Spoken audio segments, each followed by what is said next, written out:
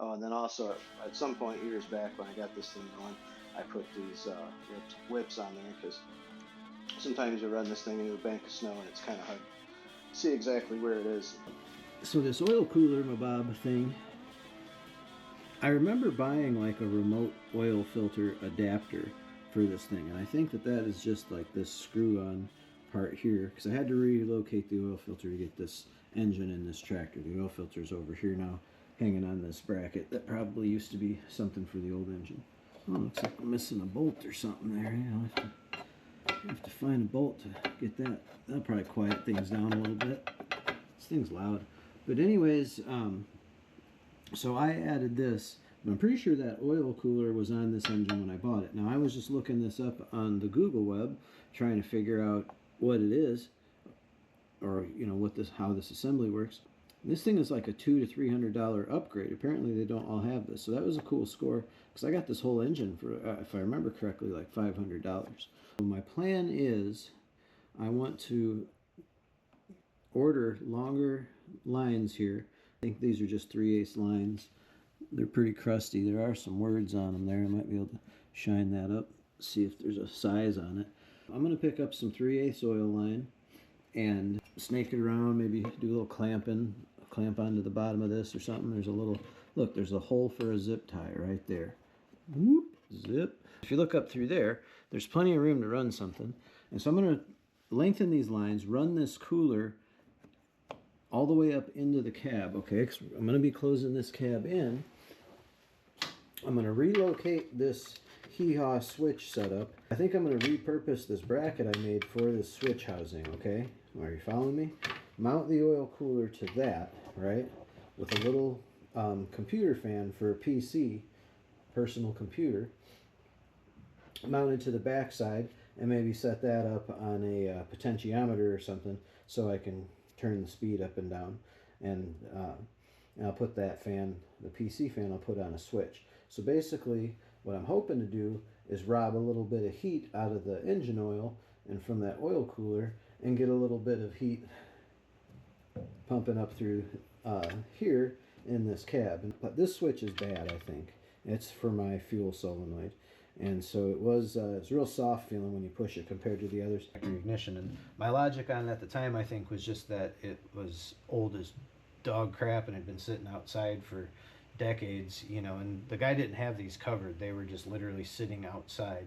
And it, if I remember correctly, it was, the guy just had nothing but like garden tractors, and he got a little shop set up where he worked on them.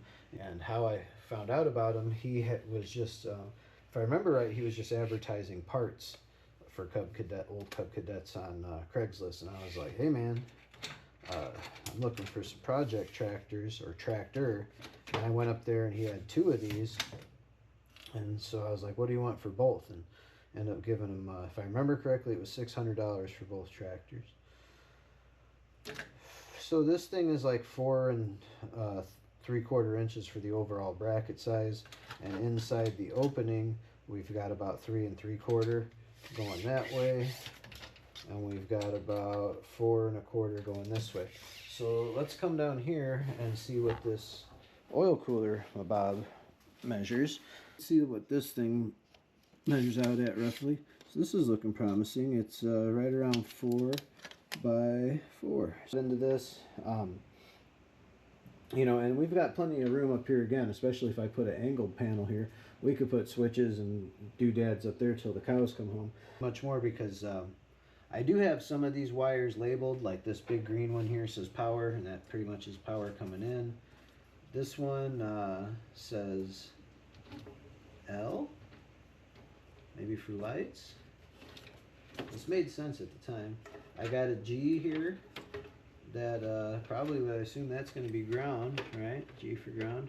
There's something else down here that's labeled, and then there's also one. So I think this is my lights. Yeah, because I had it branched off to go left and right. So that's already wired for the lights up there. For some reason I drilled a hole top and bottom here. And I think that maybe I had a 12-volt fan to set there or something to blow at me. I don't know why I put that hole there. There's not one on the other side, so it's something independent. But at one point, you know what it may have been? At one point I bought a really crappy 12-volt heater that you plug in like your car. And I was thinking, well, this thing's basically got a small car battery in it, and it's got an alternator or charging system in it. And so I was like, well, maybe I can get away with running like a couple 100-watt little car heater. But the heater itself, the first time I tried to hook it to the battery in here, it basically like smoke came out of it. And I'm like, yeah, that's probably not gonna. I was thinking I can go a couple routes. I've got room in this cowl thing. We can put some switcheroos down here. Or also I was thinking maybe go up. You know, I can run a wire loom around one of these frame jabba-bobs and put some switches up here. I mean, you know, it's I'm actually going to see how that feels ergonomically. Putting some switches up in this area would be absolutely no problem. I can reach that. I also got to figure out what's going on with these brakes. Now, I guess maybe they're okay, and maybe I just forgot how they work. So this is the directional control on this hydrostatic beast. And so basically right there is neutral, and then you bump it up, and that's slow forward, and then it goes faster the further you push it up. It's actually really fun to drive this thing. And then reverse obviously is back towards you. But let's test it out, because I think now that I'm thinking about it, I just didn't have my head straight on. Now when I push this brake down, it goes there. The marvel of lawn mowing ingenuity. Basically what I'm thinking is make a little panel. Now there is some other stuff going up here, and I've got to bring wiring up here anyway for it. These holes that are on the left and right are for headlights, which are not, there's actually headlights in it that aren't currently wired. I might wire those up too. But for up here, I've got some LED spotlights. Probably just leave that hanging out there for the time being. What goes up here other than those two LED lights, and this I was just using as a ground screw. I already had the lights wired at one point in time and took them back down. But this hole is for the windshield wiper motor. And that windshield wiper motor, last I saw it was in my basement. Last I tested it out when I bought it. I bought that from like Surplus Center or something like that. Basically the controls up here, one raises and lowers the snowblower blade, and the other, I can't remember which is which right now, but the other makes that motor turn. If you push it forward, it turns one way. Push it back, it turns the other. Now I basically made this hydraulic lever system. One of these is the factory lever, or very similar to it if it's not. But this tractor was originally only equipped with one, and it was only equipped with one hydraulic, I forget what you call it, like control valve or whatever. But since I had two, I just robbed the second one off of the other tractor. So basically what it is this part is a piece of tubing, this handle is just a rod, and they work independently of each other because you got a rod going through a piece of tubing. And that's the roundabout way to explain how that is. It was more challenging to make it work and be sturdy and reliable than I had anticipated, but I did make it work. What I'm thinking is figure out... Can you hear me? Can you feel me? What we're doing is measuring for the window opening. Alright guys, so anyways, back out in the little garage. I don't really know what I'm doing out here. I'm just kind of doing something. Those are things that need to happen. We did have some developments in arrivals. I'm assuming this is the vinyl material for the side windows here. And now look how long this thing is. This thing's like, so I want to say I'm 5'6" or something, and yeah, so this was almost, it must be almost 5 foot in material length. But yeah, it says right here, 40 gauge clear vinyl, fabric by the yard. And so I ordered 2 yards of this, so we're definitely going to have enough of that together. But yeah, I'm going to basically bring this over this way, and I might actually cut this down to maybe like there, and so that's not out quite so far here. Cut that down, swoop it over this way. It's going to come over this way, and then in this pipe I'll probably have to bend it out just a little bit, have another elbow here going up, and then just picture this being a piece of straight tubing. We'll bring this up here. That's going to be in the way I'm not sure exactly how we'll do it. We might even leave it there with the little flapper. I don't know. We'll have to figure it out. Or maybe I'll bring it out to the side piece, and then the door will just bash into it every time I open it. And it's about, it looks like it's about 24 inches wide by maybe 30 inches tall. And I'm looking at it and I'm like, wow, I bet that's the windshield for the tractor. And it's just, you know, they got padding around the glass because I got that piece of glass on order that's supposed to arrive. So I get this thing, I'm all excited, you know, that's the first one I picked. It's not my windshield. It's a box that would hold my windshield for sure. So absolutely of no use to me. Anyways, what I did get, the one package that did arrive today is the exhaust tubing that I was talking about yesterday. Now supposedly this is stainless steel. It says Port Luft. It's got some kind of stamping on it, 440, 1371, Niner. I don't know what that means. We're gonna elbow over it to about there, elbow over to about here. Oh yeah, that'll be perfect. It'll be perfect. So what he does is make it with the seat. Got the steel piece, drill some holes in it, and yeah.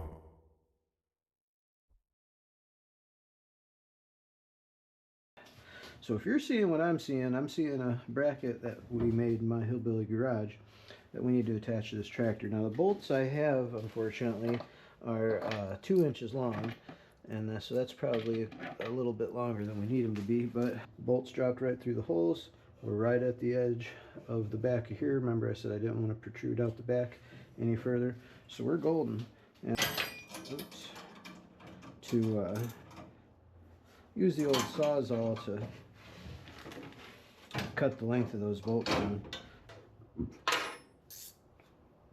That's how you know you're getting old, is when you are even thinking about the ride quality of your riding lawnmower, you know?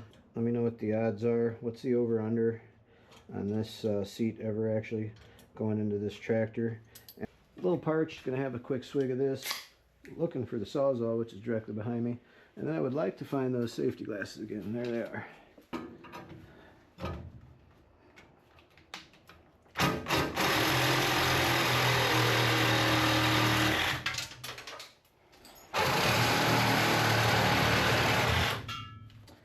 Perfect size bolts, kind of weird heads. See, that springs around a little bit, and that's the only suspension a person's going to get when they're operating this thing. Off the ground here. So we got about another ½ inch to go down yet. I'm not a betting man, but this looks like we might have some, might be running into some interference. I don't know if those are going to be long enough, guys.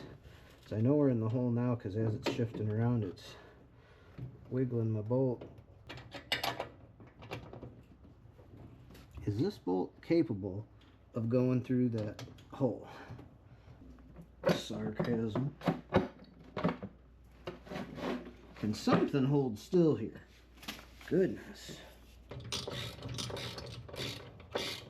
And with any luck, this other side will go in easily. How did my keys get all the way down there?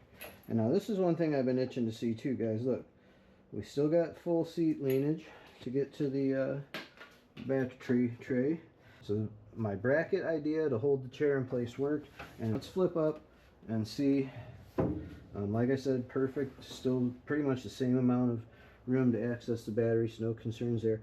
And there has been some developments with the little tractor project over here. And that is that I think, I'm nearly certain this time, it fooled me before, but I think what's actually in this box here is the windshield. Alright.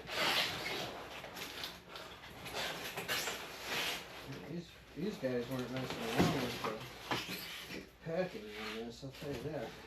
It is time to install the windshield glass inside of this tractor cab. First step's going to be glove up with some blue rubbers, nitrile,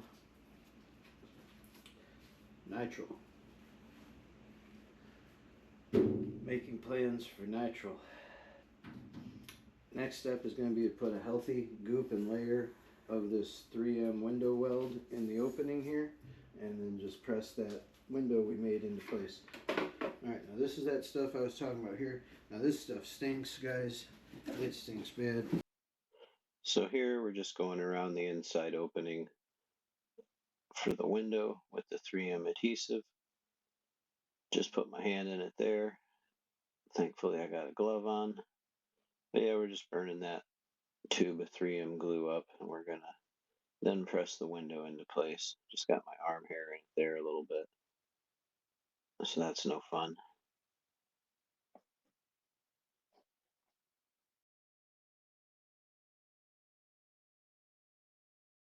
Now I can't remember which side is the top and bottom of this. So I think I had it upside down. Now right off the bat it doesn't fit that way. Yeah, it does. Okay. Thank you, Bobby. Is this a problem? So how can I fix this? It's turning out to be a mess. So let's get it in there. I think what has to happen now is a little bit of trim adjustment.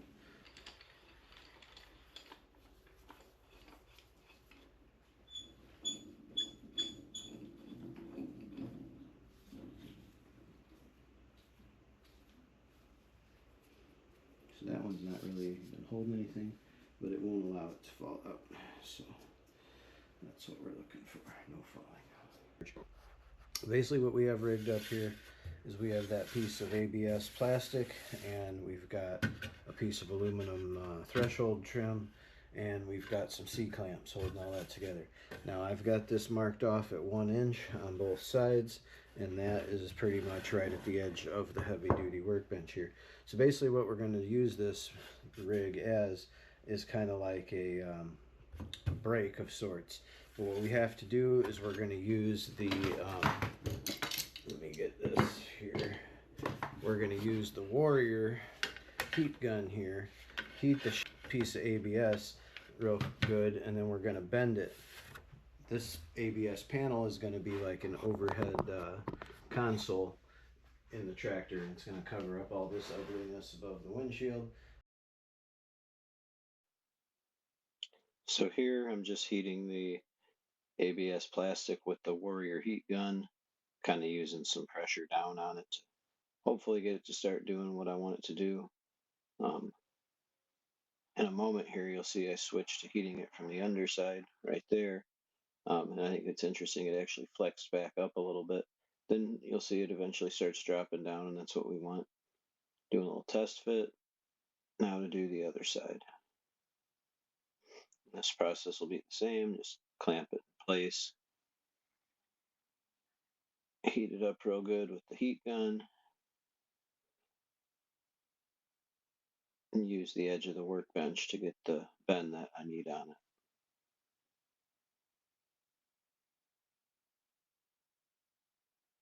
Just took a big old slug of Mountain Dew. No, it was Monster Energy drink. But we'll take this out of the jig we set up here.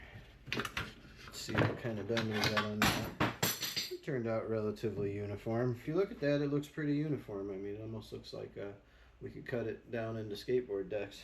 How many times do I say uniform in this episode? It gives me a great big pocket behind here to have all my electronicals and gauges. And I found this device here. This is a big LED interior light that you would, it's marketed to RV people, but I actually put one in the back of my workvan.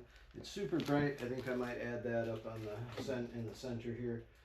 Run some power to that. For some reason I've got a spring here tangled up in those wires that almost looks like a carburetor spring or something there. So we'll hang on to that. Maybe we can use that to fix the choker. Gathered up a bunch of wire from this is mostly like trailer wire. Some of this stuff is probably like 70 years old, some of it's new. I did bring these in from the shed finally. These are the lights for this tractor cab that I've been talking about for a while. Let's strip these wires back a little bit and go ahead and extend them. Now, I feel like I may have clipped that orange one off short intentionally. Sometimes I do things like that because I'm like, well, this wire I don't even need, so I'm cutting it off. Those two were cut off. Got a black, a blue, an orange, and a green. So I can do yellow for orange, green for green, brown for black, The Warrior heat gun's getting a lot of use, I'll tell you that. Let's try to do the yellow one first, not blue. So really the only difference now is that the wire colors are different.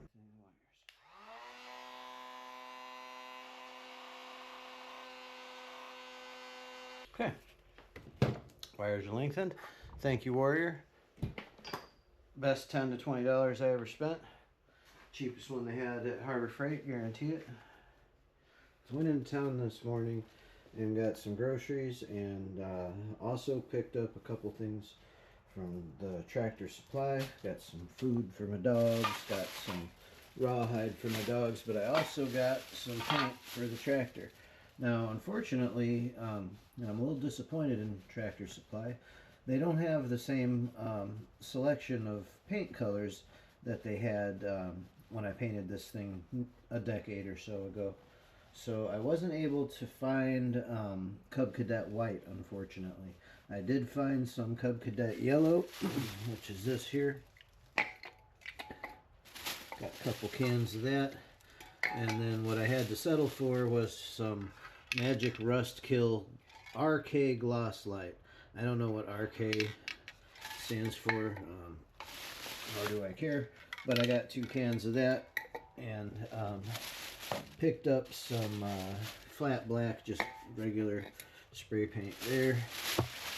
And then I got a couple rolls of Duck Brand 2-inch wide masking tape, 1.88-inch wide actually, and then a couple of different things of sandpaper. What I want to do today first is I want to paint the front face of this thing, because between the goop around the window frame and the Bondo on the front and all that, the rust and all that, I'm just tired of looking at it. I'm going to do very minimal prep work. I'm going to tape this glass off with some, that's why I brought the grocery bags from Aldi out. That's where I went grocery shopping today. I think it's smart before we proceed to go ahead and get this part painted so I can hang the lights, wire them, and just be done with it. So here I'm using a sanding block to knock down some of the high spots and valleys and ripples and ridges in this body filler Bondo stuff I put on there 10 years ago. And you can see the clouds of dust coming off. One thing about me is I've never been very patient when it comes to sanding, and even as far back as middle school wood shop, I would get negative marks on my projects for poor sanding. But we'll knock that down just a little bit, and then once I'm satisfied with that, we'll grab the leaf blower and blow the garage out, get some of that dust out of here. And it was real windy that day, so the wind kind of took a lot with it. And then from here, I'm just going to tape off the windshield. Obviously, don't want to get spray paint on that. And that's pretty self-explanatory. Going to use some masking tape and a paper grocery bag torn up to get that masked off.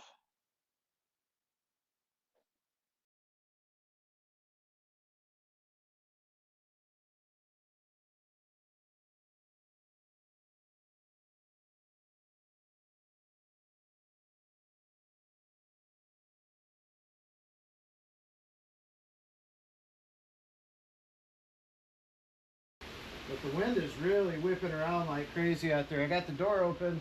I went ahead and painted the front side and the back side around the trim here. But it's been great because all the dust and paint fumes have just been kind of getting sucked out of the garage. Alright guys, so some developments have happened while the battery was charging. We got the front end painted, lights are mounted. I was sanding on some of this Bondo stuff that I had used on the front here. It was making a ton of dust, so I just gave up and blasted it with paint and hung the lights. Because the whole purpose of me wanting to paint on this today was I wanted to get at least a coat of protective paint on it, and so I could mount those lights and wire them up. So we're working on some wiring next. So just to do this front side here, which is just a little bit of real estate around the window, and then I blasted some around the inside here, but that burned up a whole can. So I just placed an order for a can of that Pour 15 stuff, which is the stuff that I brushed on up here on the top in gray. I just ordered a fresh can of that in white, And I'm going to hit everything on this tractor that needs to be white with that. We'll just put it on with a roller or brush, and it'll be a lot easier to work with. I was talking about running conduit from this area down here to behind that panel up here so I could get some wiring. I decided not to do that. What I did was blasted a hole down here, actually blasted 2 holes and then kind of joined them together like one big hole.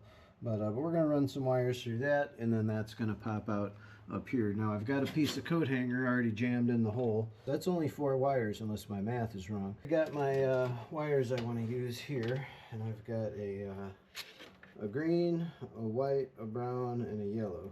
As tightly as possible, wrap this around this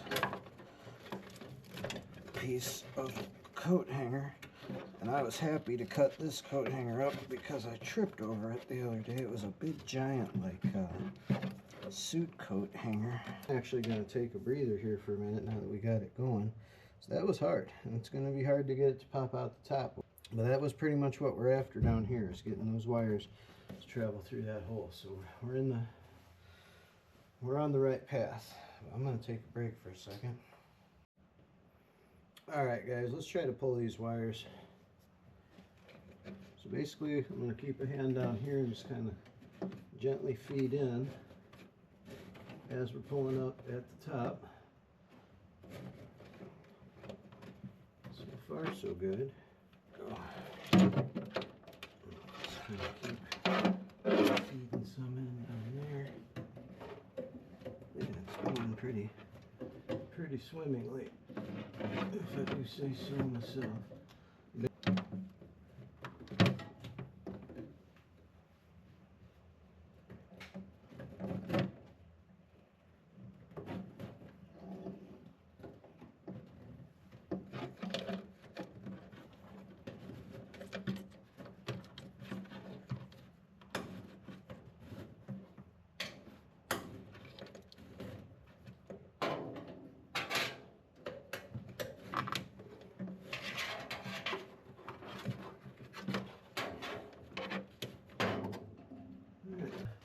The wire pulled through like we wanted.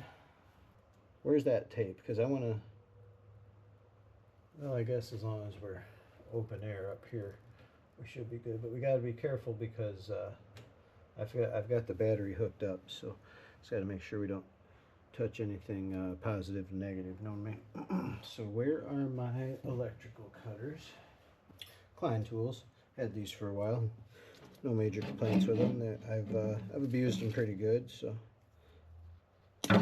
go ahead and snip that and strip that. This one's hot, live, juicy. So basically what we're doing here, it is increasing the length of the power wire so we can relocate that switch. Who's ready to throw this windshield wiper motor in? I know I am. So if you remember when we were looking at this thing last time, it had this set up in one of the slots and the other one was missing.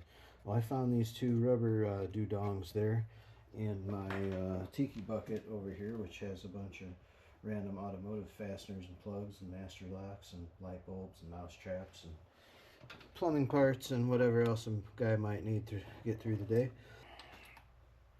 So my system that I've devised here to mount this is very simple. I put 2 of those rubber doodabbers in there, and that's what they look like on the back. They're like a little funnel.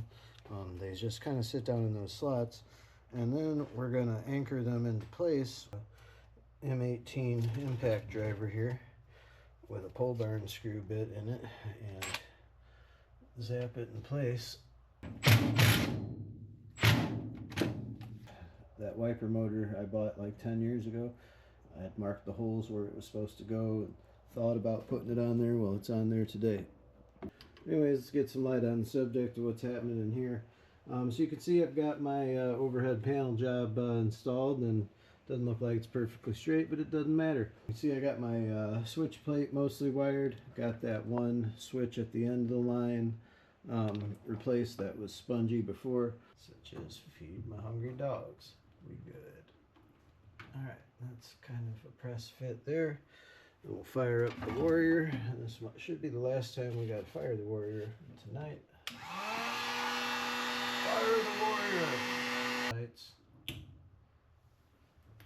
Both lights are working. You guys want to check that out over there?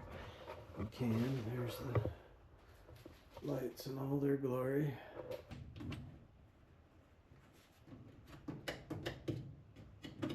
That's not going anywhere to hold it. Doesn't seem like the bottom wants to clip on. Probably due to the oversized screw I put in it. But maybe we can just mush it on in place with a couple of gentle taps. Yeah, that's the switch panel, guys.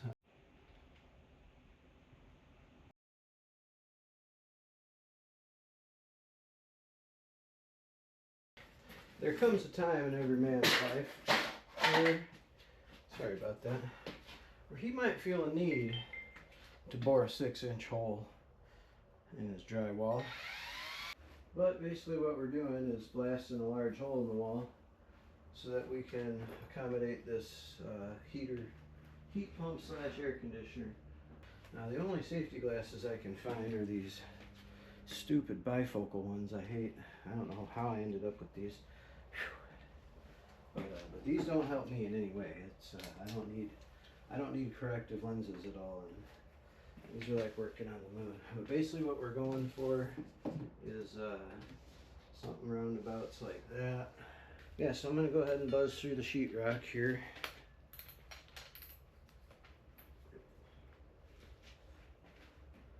As carefully as possible.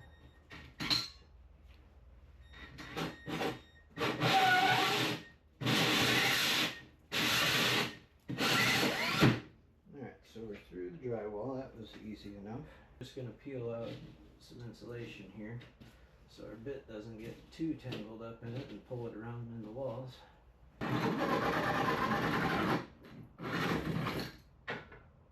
Hello, Governor. One of the selling points for me is it's got this screen on there that'll hopefully prevent critters from coming up through the pipe.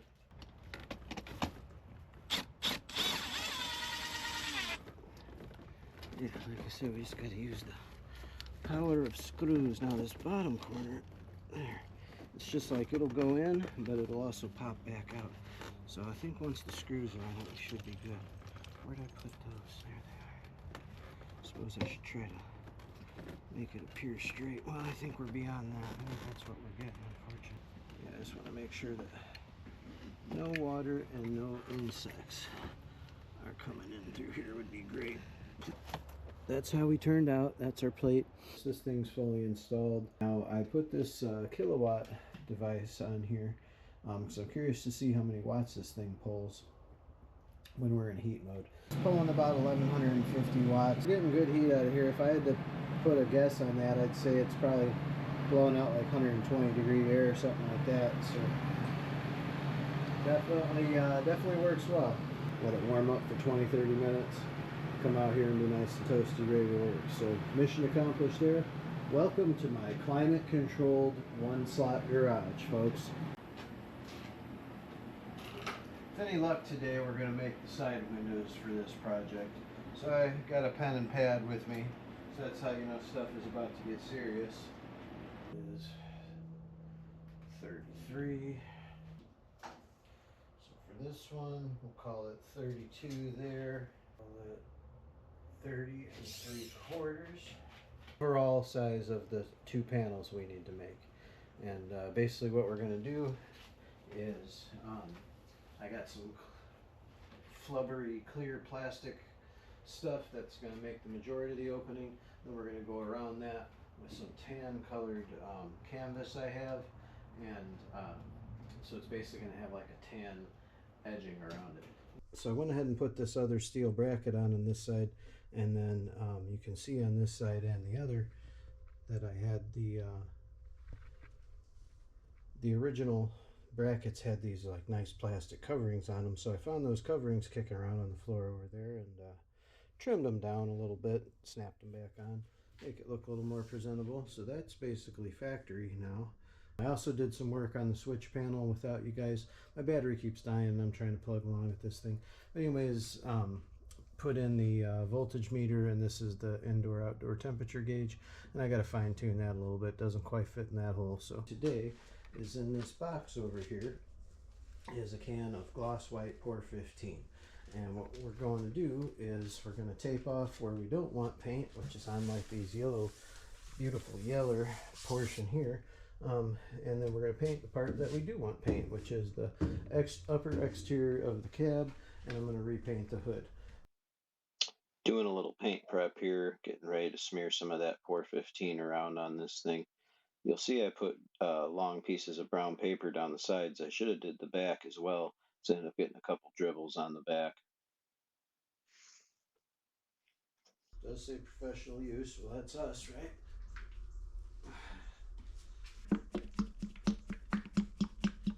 And I think for this type of fine detail work, we'll use a Black & Decker 3-inch Classic. It's a decent disposable paintbrush. So what we're going to do here is use a paintbrush and slather that Pour 15 on all the surfaces that we want to be white. This stuff's real easy to work with. It does kind of surprise you because it's got a good thickness or viscosity to it, and it seems to kind of stay put where you paint it on. And then once you turn your back on it for a minute or two, you'll come back to it and it'll have some runs in it. So I tried to like go back over some spots and correct some runs here or there, but I'm not being real particular with the finish on this particular project. I just kind of want it coated.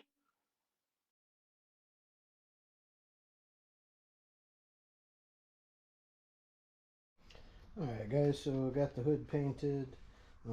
Got about maybe a third of that container of paint left. If you look carefully, you can see the reflection of that ladder in that stuff. It's definitely high gloss, but I just kind of slapped it on, and if you look at it from the side, you can see there's tons of ripples and waves in it. It's not a professional paint job by any stretch. Not gonna rust out anymore, so that's good. Alright guys, so we're down in my basement craft area, man lounge, whatever you want to call it. This is an old school Pfaff German sewing machine. I had previously set this up to do a little bit of leather work in. Now you'll see, if we look around back, you'll see there's no motor on it, because I got it, basically I custom made this table for it. I bought the stand with the pedal down there off of some website, I think off of eBay. And then I made this tabletop. This is just like hard rock maple, and I routed it to fit the sewing machine down in there. And if you look down on this side, we've got an Eagle EA 550 speed what does that say? Speed RPM is what it says. And then around back here, we've got this twin turbo big block V8 motor to drive this thing. So basically what we're going to try to do today and now, and starting here in a few moments, is we're trying to make side panels for that tractor cab. And so I've got this canvas I want to use as like an edging, and then it took me about 30 minutes to get the plastic off of this thing if they sent it in. But this is that clear vinyl or flubber or whatever material it is, I don't know, but it's not too thick, so I think we should be fine as far as basically what I want to do is cut some 3-inch strips of this, use that as edging, and then we're going to make this stuff the same size as the whole window panel. So I lied a little bit there, and I ended up deciding to make the strips 4 inches instead of 3 inches. But that's what I'm doing now, is cutting a bunch of 4-inch strips out of the canvas. And this canvas is called Sunbrella. They use it to make awnings and boat cushions and things that need to hold up in extreme outdoor environments, such as a tractor. Yeah, we're just cutting up a bunch of that, and I ended up cutting up way more than I needed, but better to have too much than too little. We're just using a rolling fabric cutter to make those cuts, kind of just eyeballing the width with a tape measure. Nothing too fancy. When we left off yesterday, I was trying to sew my side panels together with this Pfaff, my bad mother Pfaffer sewing machine that I put together, and basically I determined that it's a piece of trash and doesn't work. Wound up internally, and now the needle doesn't bob up and down. So what I did was I kind of changed how I'm sewing these together a little bit. I originally wanted to take this fabric, this being the outside, this is that canvas, and I wanted to like fold it in half and half again, put that over the edge of the vinyl, and then sew through it. But the problem I have come to realize is that that's sewing through 4 layers of canvas and 1 layer of this vinyl, which is a bit much for probably most of your average household sewing machines, I would say. Now, I'm no expert on any of this. This is just me making up as I go. So what I ended up doing was, and I already got one done over there. I don't know if you can see it, but that's one of the panels. So basically, we're just folding this in half now and going over the edges with that and sewing it on there that way. So this sewing machine is a Brother, one of those fancy multi-digital models with a bunch of different stitches that you can choose from and whatnot. And so what I ended up doing was choosing a zigzag stitch, and I remember putting an attachment on the bottom of this thing. It's like a power foot attachment or something like that. But you can kind of see that hanging down there, and that helps pull heavier fabrics through. It's pretty much anything I've ever tried to sew is something kind of heavy duty. But it is working on this. It does jam up on me a couple times, and at the end, I actually clipped that part of the video off, but I ended up pretty much breaking this thing as well, because sewing through canvas and vinyl with household machines is probably pretty taxing on them. I got the majority of it done with this Brother. A couple developments. Got a wiper arm on the wiper motor, just kind of do a little trial and error test fitting there. That wiper arm is a rear wiper arm from some kind of Ford SUV, I think Explorer or something, I don't know. But it was real inexpensive, so I thought, well, I'll pick it up, and it came with the wiper blade. That red thing on there is just a guard. Take that off. But you can see it's not ideal, so we need a little more length from the nut there down to the midpoint there. So we might have to try a different one or maybe modify on that one a little. Also down here, got some 1-inch insulation foam, and we're going to use that 1-inch insulation foam to make panel inserts for the interior portions of the cab here. So one thing to mention on the side window panels is I actually have to finish sewing this one, or I might just hold it in place with snaps, because I broke both sewing machines I own trying to sew these things together. So it looks like I really screwed this one up, guys. And it looks like it's too short. Let's see what it do. This is why I don't sew much. Yeah, what in the F did I do here? Probably going to have to remake the one for the side with the door because it doesn't fit. Another one, but this one looks like it'll work like this. So at least we got one window done. Yeah, this project's getting out of hand fast.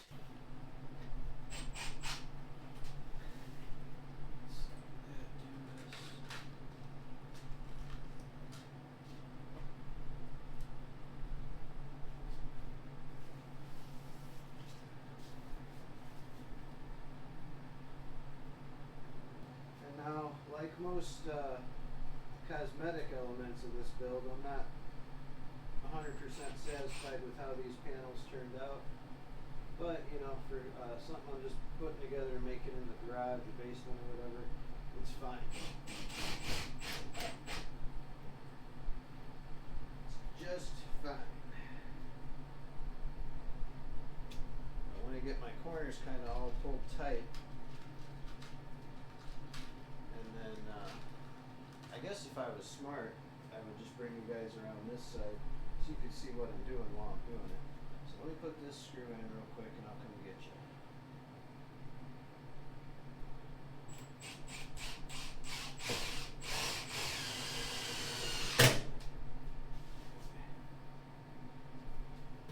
what's happening. So this is what it looks like from this side. Basically it just looks like a piece of rubber, just some canvas around it, tacked up there. And I'm going to measure out, I did say I was going to put screws every 8 inches. I think that might be, because 8 inches would be like that. Actually, I think that's probably pretty good spacing. So we'll stick with that. Let me get a pen.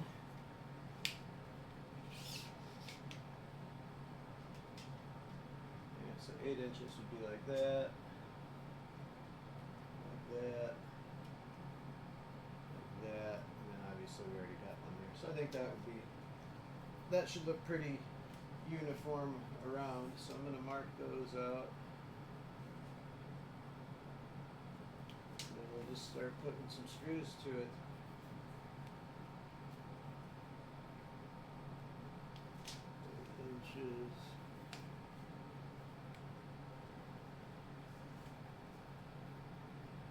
8 inches. And I'm just being kind of approximate here. So basically now I'm just going to go through and blast in a bunch of screws.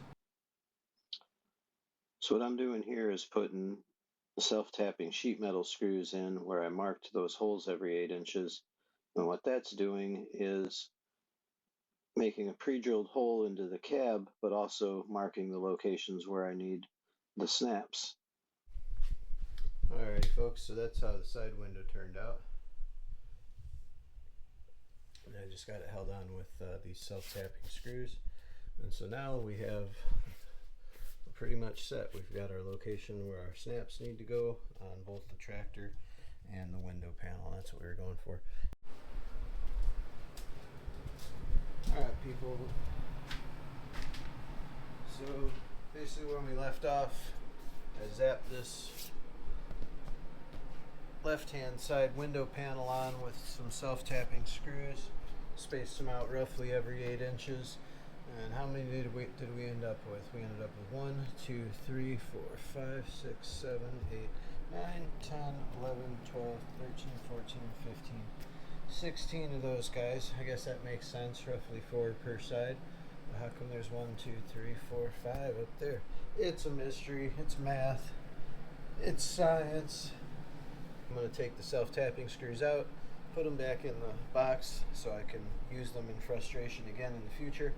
And then we'll go ahead and put the back side of the snap fastener onto the tractor cab, and then go down in the basement and try to press and punch or fight with these snap things. So I've got the little press tool or whatever. If I remember correctly, you just beat on it with a hammer or something. It's not a real elegant thing. But I've also got this little hand-operated press from Harbor Freight, which I'm sure was the cheapest one that they had. In fact, I guarantee it. Now these are those snaps that I picked up from Amazon for this project, and they're like a cool metallic black kind of color.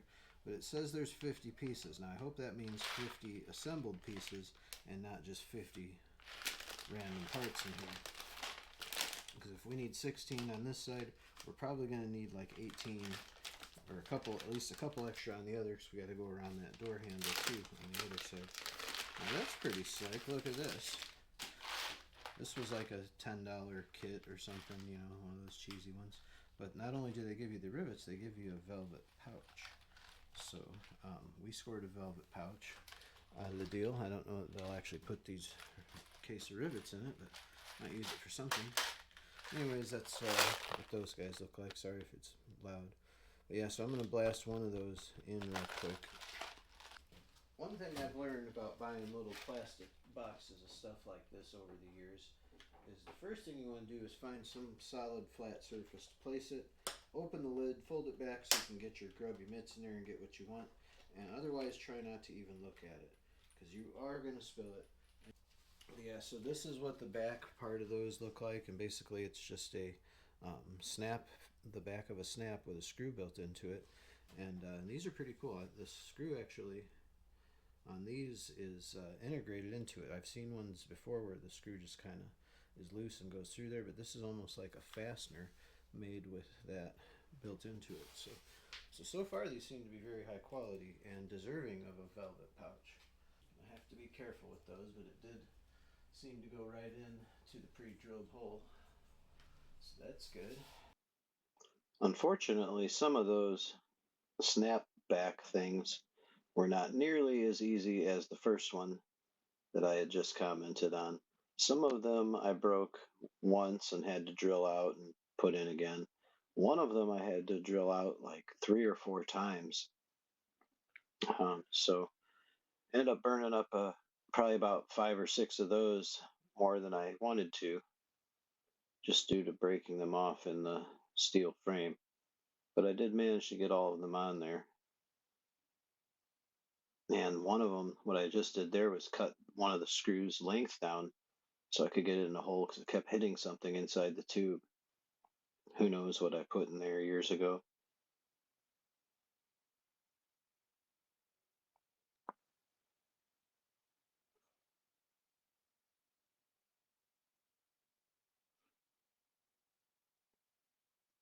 And I think it was that one in that bottom corner. You can see I went back to it. Here I'm going outside and bringing in a package that just got chucked on the ground. I heard it land in the leaves by the door. And that one there, I just had to re-drill. Finally got one in there. So those things were a real pain in the butt. Hopefully the side on the door goes easier.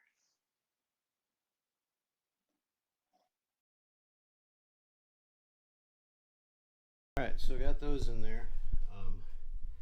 I broke like probably 8 of these things trying to get them in. And it didn't really necessarily seem to matter what size I pre-drilled the holes with. It's like it was hidden. I don't know.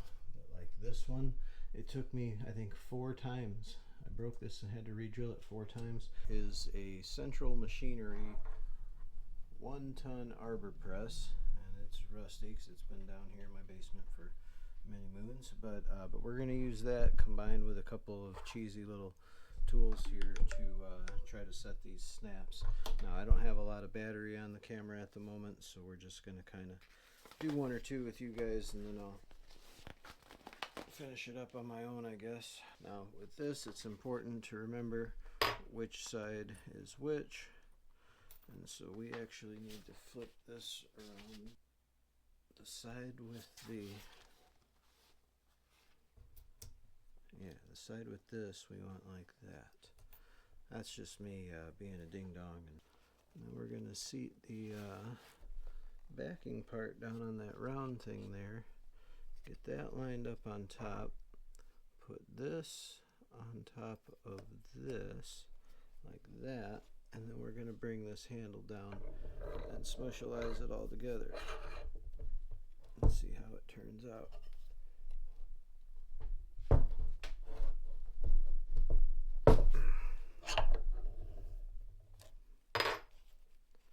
So it did not smushalize all together. And now that's riveted to just the fabric. So let's try that again. We're just burning through this snap fastener kit. I'm pretty sure that's how it goes. It just seems like these things aren't quite tall enough. But we'll give it another whirl. Whirly bird. Might have to really give it the mustard, I'm not sure. Let's try it again. Hopefully I can get it to go this time. What's happening here? It might be nice for you.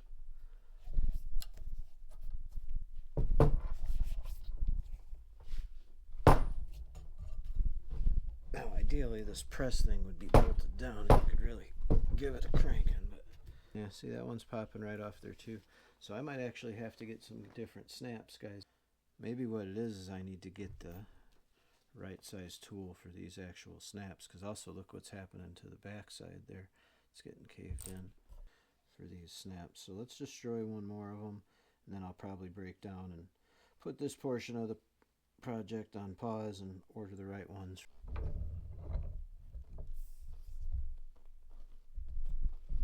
It still just pops right off there.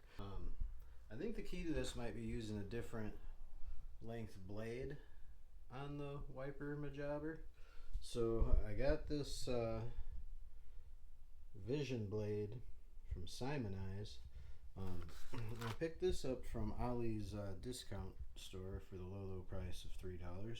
So I'm okay experimenting with it. I think this is for my Jeep, or it's got to be for my Jeep, I would imagine, or maybe that's for my van. I don't know what it's for, but we'll use it for this. Try to get that to pop off there. My last order from them was November of 2015. So that was how long ago I ordered the windshield wiper motor. Was 2015. So finally got that off of there. That was nearly embarrassing. It's hard to do things with one hand. I'm gonna see if I can prop you guys up over here. Just kind of hang out there for a minute. So let's open up this Vision Blade. Vision Blade. See what it looks like. But basically what we're looking to do is get a little bit further down this windshield. Now this thing is so big, it would wipe the whole windshield at once.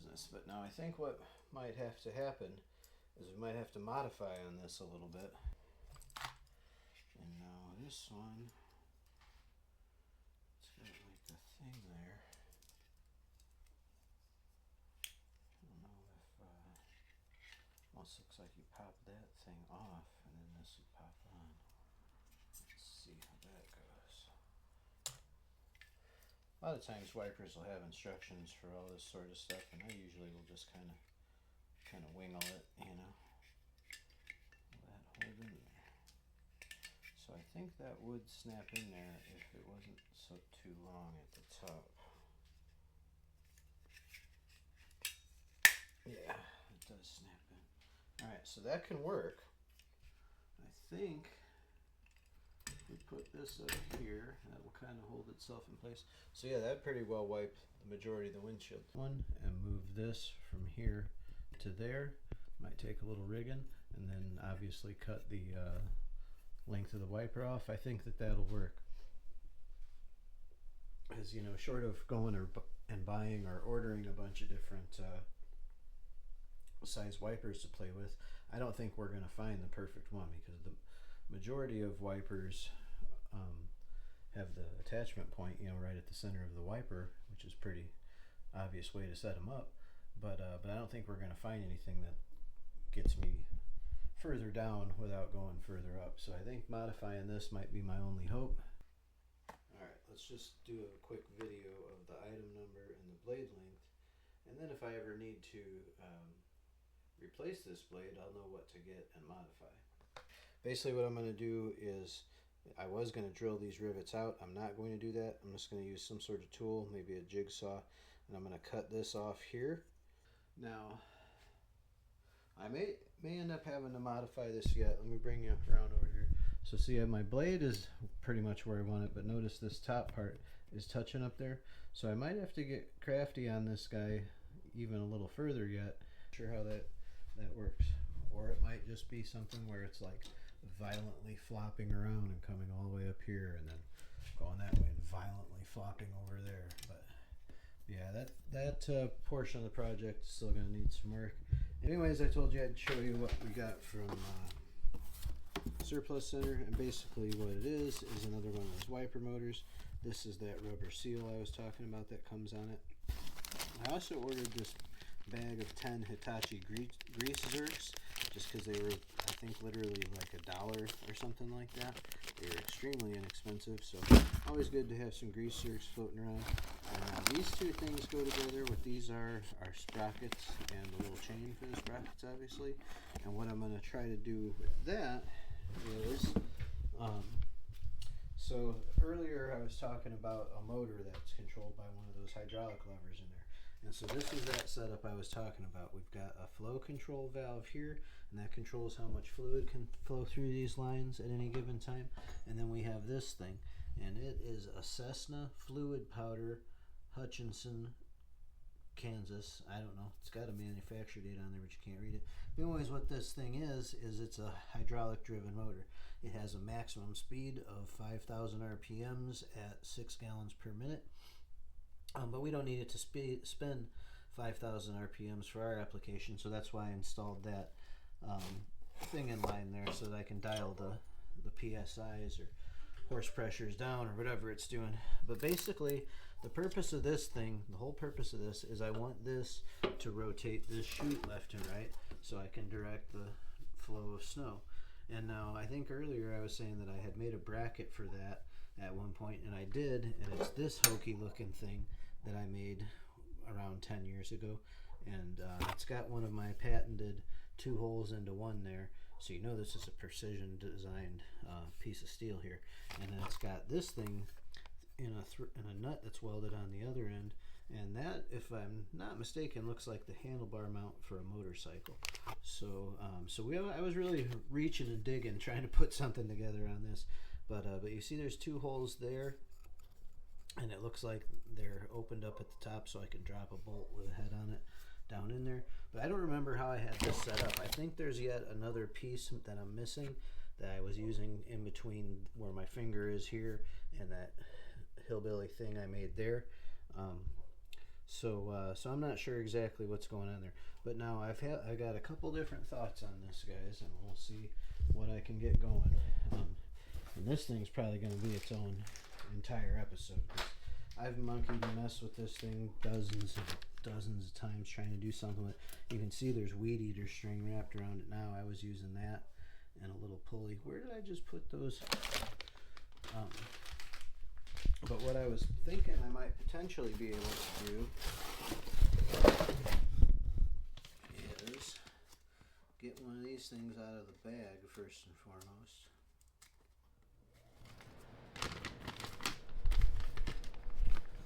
So if I calculated correctly, this sprocket should fit on this shaft, and it does. Awesome. And then what I was thinking I might be able to do is just rig this thing up. I mean, we've already got these holes in here, and this thing used to have like a long rod coming down from by the where you sit in the tractor, and then it just had like a screw on the end of that rod, and that screw interfaced with these slots, and that's how it spun. But I'm thinking if we have enough slack and can get this thing going where I want it somehow, it's like, why can't we do something like this? You know, can you guys see that? Get this thing mounted in there. I don't know, I might not be able to because some of this stuff down here needs to be able to move around. But so that was my initial thought, was like, hey, just get a sprocket on the end of that motor, line it up, and when this spins, I mean, look, it's already, I'm doing it by hand pretty much. So that's a possibility, but I think it's going to be difficult to get this mounted up to that, mostly because on this hose here I just don't have a lot of slack. This one's longer because it's got that thing in the middle of it. Now somewhere I've got some like couplers and extra hoses for this, so I might be able to lengthen it a little bit if I need to. But so that is one thought. Okay, so we got all that stuff. I got 2 of those just to have a spare sprocket in case I ever wear the teeth off it or something. And then the last thing I got are 2 surface mounted switches with a little amber LED on there when they're switched on. But anyways, so these are the items that I got. And so this stuff was $50 shipped, you know, which in today's world, depending on where you go, you could probably pay $50 just for those 2 sprockets. Look forward to putting together episode 3. This should pretty well conclude episode 2. And episode 3 will contain whatever happens next, because that's how the number system works.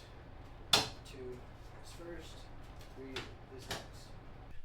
First and foremost, thank you for watching, and if you like what you're seeing, please feel free to subscribe and like. And I don't even know what ringing that bell does, but if you think it's good, go ahead and ring it.